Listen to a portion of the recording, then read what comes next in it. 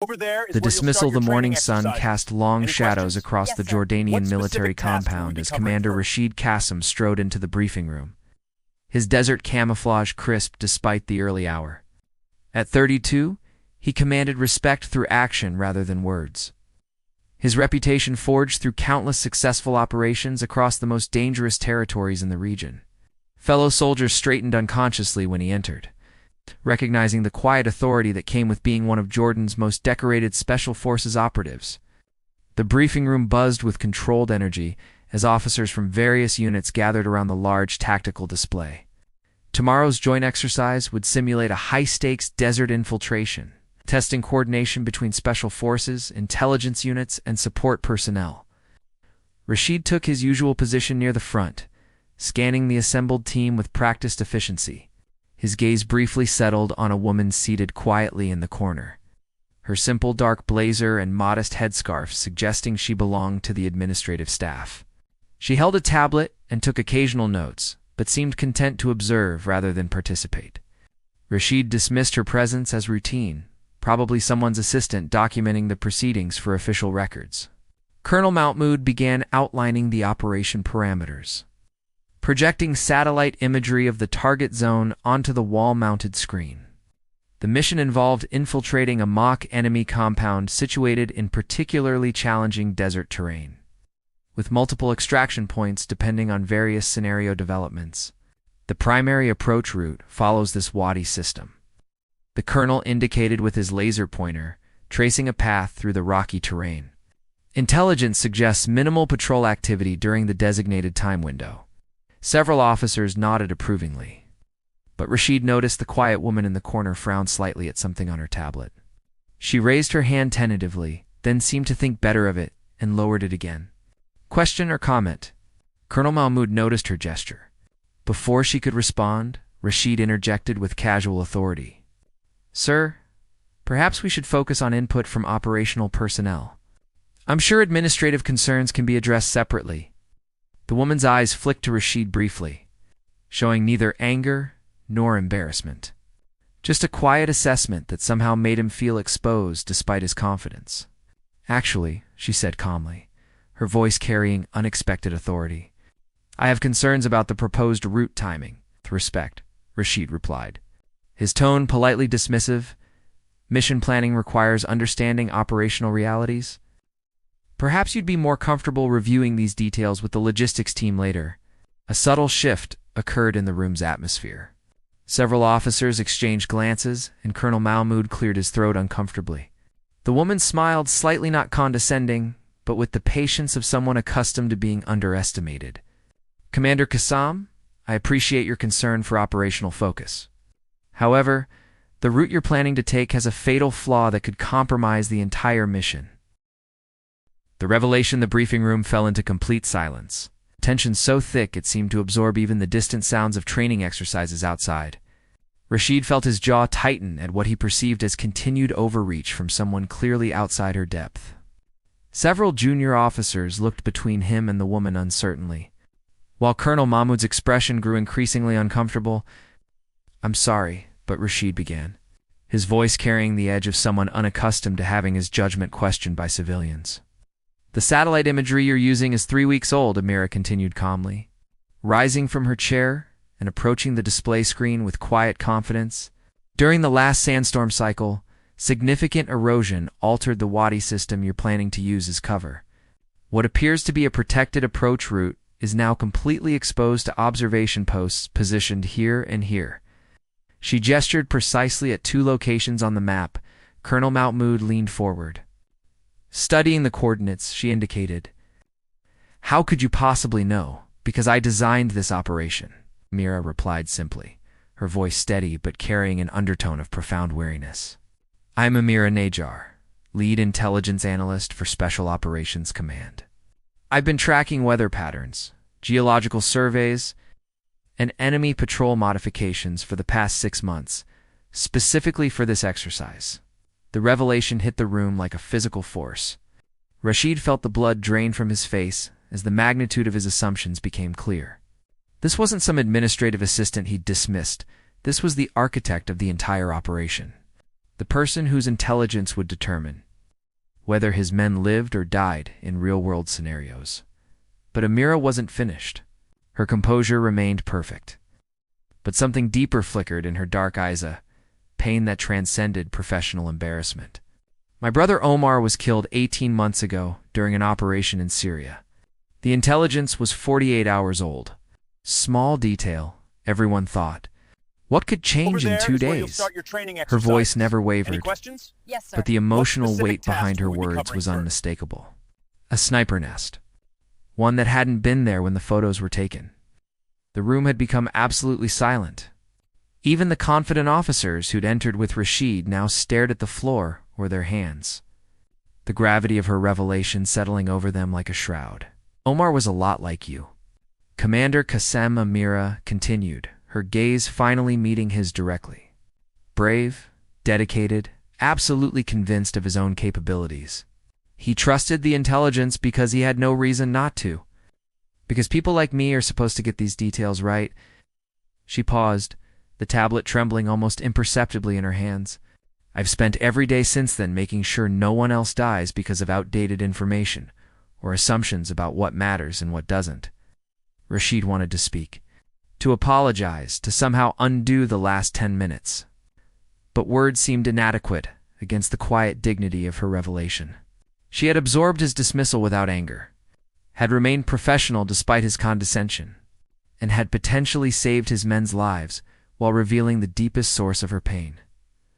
Colonel Moft cleared his throat carefully. Miss Najar, perhaps you could brief us on the current intelligence assessment. Of course, sir, Amira replied, her professional mask sliding back into place. But as she moved toward the computer terminal, she glanced once more at Rashid, and he saw something in her expression that made his chest tighten with shame, not anger or resentment, but a tired sort of understanding, as if she'd been dismissed and underestimated so many times that his behavior was simply expected rather than surprising. Professional respect, the modified mission plan that emerged from Amira's briefing, was flawless in its precision and devastating in its implications for what the original approach would have cost. Using real-time satellite feeds and ground truth intelligence gathered through carefully placed monitoring equipment, she had identified not just the changed terrain features, but also altered patrol patterns, new equipment installations, and even shifts in local weather patterns that would affect visibility and sound transmission during the operation. Rashid listened with growing respect and mounting shame as she outlined alternative approaches, with the easy confidence of someone who had considered every possible variable. Her tactical recommendations weren't theoretical, they were born from the kind of deep operational understanding that came only from studying every detail, with the intensity of someone who knew that lives hung in the balance of her accuracy. When the formal briefing concluded and officers began filtering out for their respective preparations, Rashid remained behind. Gathering his courage for a conversation, he wasn't sure how to begin. Amira was packing her equipment methodically, her movements efficient but unhurried. Miss Najar, he said quietly. Approaching her table with the careful respect he should have shown from the beginning, she looked up, her expression neutral but not unfriendly. Commander, I owe you an apology, he began, the words feeling inadequate but necessary. Not just for questioning your expertise, but for the assumptions I made about who you were and what you contributed. It was unprofessional and... He paused, searching for honesty. It was exactly the kind of thinking that gets good people killed. Mira studied his face for a long moment, as if weighing the sincerity behind his words. Omar used to say that assumptions are the luxury of people who haven't lost anyone yet, she replied softly. I don't blame you for making them, but I do hope you'll remember this when you're making decisions that affect other people's lives. The intelligence you provided today would have saved my brother's life, wouldn't it? Rashid asked, though he already knew the answer. Maybe. Probably. She closed her tablet case with deliberate care. Good intelligence doesn't guarantee anything, Commander, but it gives people the best possible chance. That's all I can do, give people chances. Over the following hours, as the exercise preparations intensified, Rashid found himself seeking out Amira's input on details he might previously have considered minor. Each consultation revealed new layers of her expertise, from her understanding of enemy psychology to her ability to predict how environmental factors would affect equipment performance. She never made him feel ignorant for asking questions, answering each inquiry with patient thoroughness.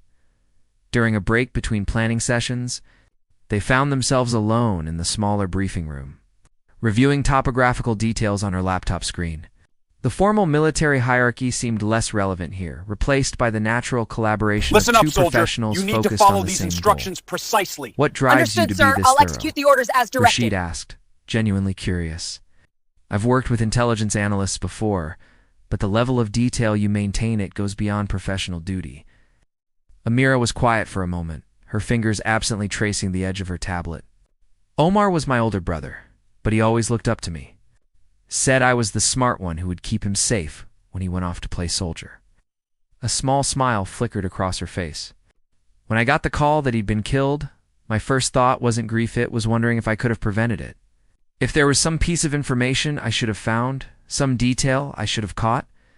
That's not how intelligence works, Rashid said gently. You can't know everything. No, she agreed, but I can know everything it's possible to know. I can make sure that when someone dies, it's because of enemy action or unavoidable circumstances, not because someone like me didn't do their job completely. She met his eyes directly. Every time I brief an operation, I see Omar's face. I see your face. I see all the faces of people who trust me to give them the best possible chance of coming home. That's what drives me to be this thorough. Personal connection. 3 weeks after the exercise, Rashid found himself thinking about Amira Najjar more often than professional necessity warranted. The joint operation had been executed flawlessly, her intelligence proving accurate in every detail. But it was the quiet conversations during planning sessions that lingered in his memory. He had begun stopping by the intelligence center with questions that weren't entirely mission-critical, drawn by her thoughtful perspective and the way she approached problems with both analytical precision and deep human understanding. You're becoming a regular visitor, she observed. One afternoon, as he appeared in the doorway of her office, a modest space, lined with maps, monitors, and the controlled chaos of someone tracking multiple operations simultaneously. Your insights have been valuable for mission planning, he replied, which was true but not complete. The fuller truth was that he had come to value her perspective on more than just tactical matters. Amira gestured to the chair across from her desk. He settled into what had become an informal routine. Their conversations had gradually expanded beyond immediate operational concerns to broader questions of strategy, responsibility, and the weight of decisions that affected other people's lives. Can I ask you something personal? Rashid said, studying her carefully organized workspace. How do you manage the pressure, knowing that people's lives depend on the accuracy of your analysis? She leaned back in her chair, considering the question seriously. Some days are harder than others. When operations go well, I feel useful. When they don't. She gestured toward a small photograph tucked discreetly beside her computer monitor. A young man in uniform with familiar dark eyes and a confident smile. Omar always said that fear was just intelligence without purpose. The trick is making sure your intelligence serves the right purpose. And what purpose does yours serve? Bringing people home, she answered without hesitation. Bringing them home to families who love them, who need them, who shouldn't have to lose them to preventable mistakes. Rashid found himself sharing things he rarely discussed: the weight of command decisions, the faces of men he'd lost, the way responsibility could become both a burden and a source of meaning. Amira listened with the same careful attention she brought to intelligence analysis, asking questions that helped him examine his own motivations and fears. Do you ever think about what you might do if you weren't in this work? He asked during one of their longer conversations. Sometimes, she admitted, but then I remember that this work chose me as much as I chose it. After Omar died, I could have transferred to something safer, less consequential. But that would have meant his death served no purpose at all. This way, maybe it prevents other deaths. Maybe it means something. Their conversations began extending beyond office hours. Moving to the base cafeteria, where the quiet gardens where off-duty personnel sometimes walked in the evenings, The formal boundaries of rank and department seemed less relevant when they talked about books they'd read, places they'd traveled, dreams they'd held before life pointed them toward military service. "What did you want to be when you were small?" Rashid asked one evening as they sat on a bench overlooking the training grounds. "A teacher," Amira replied with a soft laugh. "I wanted to help children learn to read.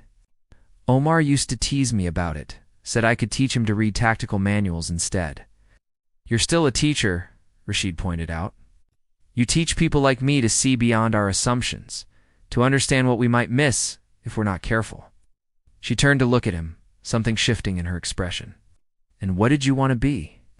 "A pilot," he answered honestly. "I wanted to fly helicopters, see the world from above." Seems simpler, somehow clear skies, definite destinations.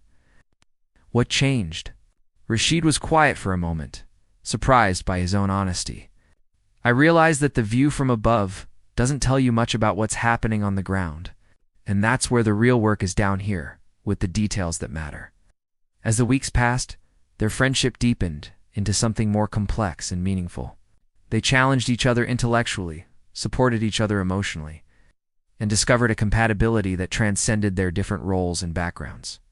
Neither rushed to define what was growing between them, both understanding instinctively that the best foundations were built slowly and deliberately. Love built on truths. Months later, the small chapel on the military base was decorated with white jasmine and olive branches, symbols chosen to represent both peace and endurance. Amira stood before the mirror in the bride's preparation room, adjusting the simple elegance of her dress cream-colored silk that honored tradition while reflecting her practical nature. Her hands were steady, despite the magnitude of the moment. The same calm composure that had served her through countless high-stakes briefings, now carrying her through the most important day of her personal life. A soft knock interrupted her thoughts. "Come in," she called, expecting her sister or cousin with some final detail. Instead, Colonel Mahmoud appeared in the doorway, his formal dress uniform crisp, but his expression unusually emotional. "Miss Najjar, soon to be Mrs. Kaseme.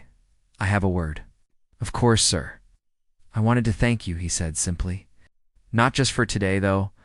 I'm honored to officiate your wedding, but for what you've taught all of us about the importance of looking beyond surface assumptions. Your work has saved lives, but your example has changed how we think about expertise and respect." Amira smiled, touched by his words. "Thank you, Colonel. That means more than you know." "Rashid is a fortunate man," he added, "but I suspect he knows that already." In the groom's preparation room across the compound, Rashid was having his own moment of reflection. His best man, Lieutenant Hassan, was attempting to perfect the angle of his ceremonial sword. But Rashid's thoughts were elsewhere. "Nervous?" Hassan asked, noticing his distraction. "Grateful for Amira." "For learning to listen," Rashid clarified. "For understanding that the most important intelligence often comes from the voices we're least inclined to hear." The ceremony itself was a perfect blend of military tradition and personal meaning. As Amira walked down the aisle, Rashid was struck not just by her beauty, but by the quiet strength that had first captivated him in that briefing room, the same composure, same thoughtful intensity, now directed toward building a life together. Their vows reflected the journey that had brought them to this moment. Rashid spoke of learning to see beyond assumptions, of finding love in unexpected places, and of the privilege of building a partnership with someone whose dedication to truth had made him a better soldier and a better man. Amira's vows honored the memory of those they'd lost while celebrating the love they'd found. "Omar always told me that the best relationships are built on shared purpose," she said, her voice clear and strong.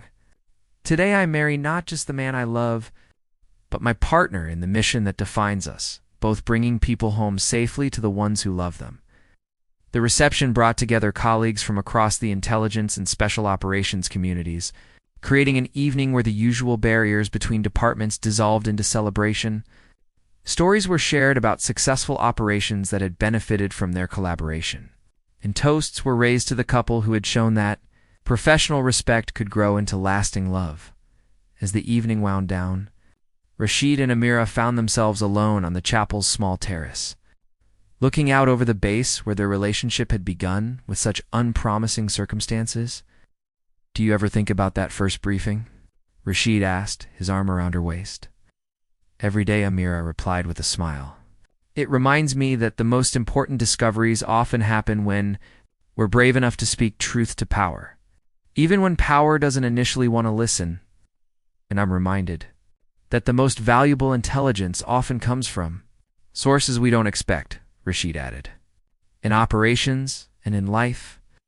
Their wedding night marked not just the beginning of their marriage, but the culmination of a relationship built on mutual respect, shared values, and the kind of deep understanding that comes only when two people are willing to see past surface assumptions to discover the truth beneath. Years later, they would become legendary within military circles, not just for their individual professional achievements, but for the partnership that had transformed how intelligence and operations personnel worked together. Their marriage stood as proof that love built on truth, respect, and shared purpose could withstand any challenge. But on this night, as they began their life together, they were simply two people who had found in each other the perfect partner for both the missions they faced and the life they wanted to build, a life dedicated to bringing others home safely while creating a home of their own built on understanding, respect, and enduring love.